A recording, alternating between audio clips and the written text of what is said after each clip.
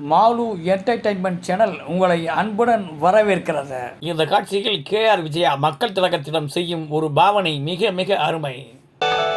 என்னம்மா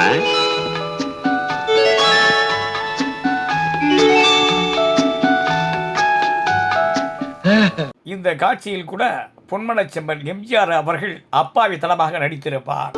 ஆமா ஆமா ஆமா முக்கியமான விஷயம் ஒண்ணு.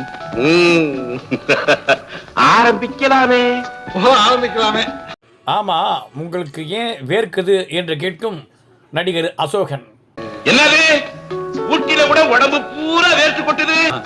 இந்த உடம்புக்கு எப்ப வேர்க்கிறதுனே தெரிய மாட்டேங்குது. சண்டால உடம்பு 4 பேருக்கு சண்டை போட்டேன், வேர்க்கல.